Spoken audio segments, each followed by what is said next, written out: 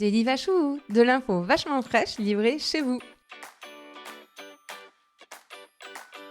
Bonjour à tous, bonjour à toutes, je suis Louise Lespard du podcast La Clé des Champs, le podcast qui donne la parole aux agriculteurs.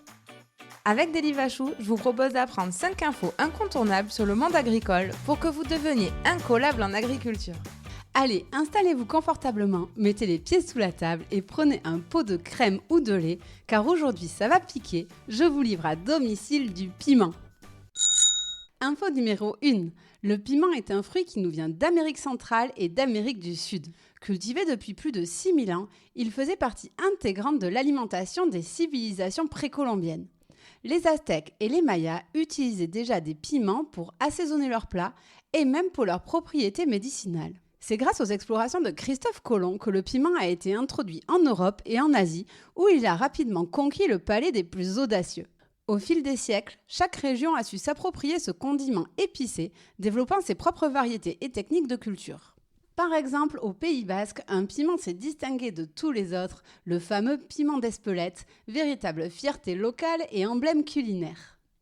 En France, on sème le piment au printemps dès que les températures dépassent 15 degrés. Il a besoin de chaleur, de soleil et d'un sol bien drainé, riche en matière organique. La récolte a lieu entre l'été et le début de l'automne, quand les fruits ont atteint leur pleine couleur. En général, plus le piment est rouge, plus il est mûr et savoureux. Par contre, cela n'a aucun impact sur le niveau de piquant du piment. Justement, passons à notre info numéro 2. La sensation de brûlure que vous provoque le piment est en réalité provoquée par la capsaïcine. Et oui, vous vous êtes déjà demandé pourquoi votre bouche s'embrase après avoir croqué dans un piment ? Eh bien, cette sensation de brûlure est en réalité provoquée par ce composant chimique. La capsaïcine est une molécule naturelle présente dans le piment et sa concentration varie considérablement selon les variétés. Elle oscille entre 0,1 et 1,5%. Lorsque la capsaïcine entre en contact avec les muqueuses de la bouche, elle déclenche une réaction qui trompe le cerveau en lui faisant croire à une brûlure ou à une chaleur intense. En réalité, il n'y a aucune lésion ou brûlure réelle. C'est juste votre cerveau qui envoie un signal d'alerte. Pour se protéger, le corps libère des endorphines, ce qui explique pourquoi certains amateurs de piment peuvent même ressentir un léger sentiment de bien-être après la dégustation. Info numéro 3. À l'origine, ce sont les femmes qui ont commencé à cultiver le piment d'Espelette pour remplacer le poivre, trop cher à l'époque. En effet, à une époque, le poivre était un produit rare et coûteux. Les femmes ont donc pris l'initiative d'introduire le piment comme alternative locale. Patientes et persévérantes, elles ont sélectionné les meilleures graines d'année en année pour obtenir la variété Gorilla, devenue le piment d'Espelette que nous connaissons aujourd'hui. Leur savoir-faire ne se limitait pas à la culture, mais englobait également des techniques de séchage traditionnelles. Les piments, une fois récoltés, étaient enfilés sur des cordes et suspendus au mur des fermes pour sécher au soleil. Ces guirlandes de piments rouges sont devenues emblématiques du Pays Basque.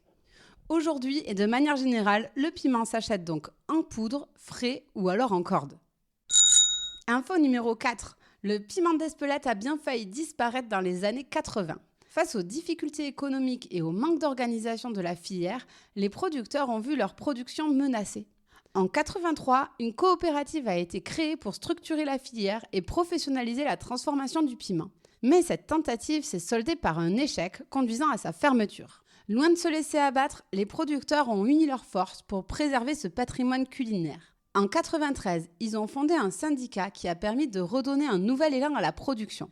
Grâce à ces efforts collectifs et à une volonté farouche de sauvegarder ce produit unique, le piment d'Espelette a obtenu l'appellation d'origine contrôlée, AOC, en 2000, suivi de l'appellation d'origine protégée, l'AOP, en 2002.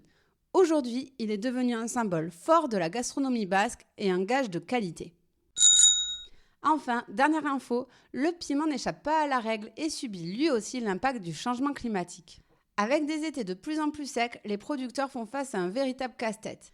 Ils auraient besoin d'irriguer leur culture, mais le cahier des charges de l'AOP Piment d'Espelette interdit strictement les arrosages estivaux pour garantir la qualité du produit. Résultat, pour arroser pendant l'été, ils doivent demander des dérogations à l'Union européenne, qui met parfois plusieurs jours à arriver, bien trop tard bien sûr, pour sauver certaines parcelles. Aujourd'hui, comme de nombreuses AOP, la filière travaille activement à faire évoluer ce cahier des charges pour s'adapter à la réalité climatique, tout en préservant l'exigence de l'appellation. Et voilà, vous savez tout. Rendez-vous très bientôt pour un nouveau Daily Vachou, de l'info vachement fraîche livrée chez vous. Vous souhaitez aller plus loin dans la découverte de l'agriculture ? Si vous travaillez au contact du monde agricole, sachez que la Clé des Champs propose des formations à l'agriculture. Elles sont adressées aux collaborateurs qui ont besoin de mieux comprendre le monde agricole pour mieux performer dans leur travail. Nous proposons des formats e-learning sur la thématique de votre choix qui sont suivis d'immersion à la ferme par petits groupes de 5 pour vivre un véritable vie-ma-vie d'agriculteur. Plus d'informations et inscriptions sur www.laclédeschamps.fr. Et avant de partir, dernière chose, si le podcast vous plaît, n'hésitez pas à lui mettre une note 5 étoiles ou en parler autour de vous, ça m'aide énormément à faire connaître le podcast. Merci beaucoup et je vous dis à très bientôt pour en savoir toujours plus sur le monde agricole.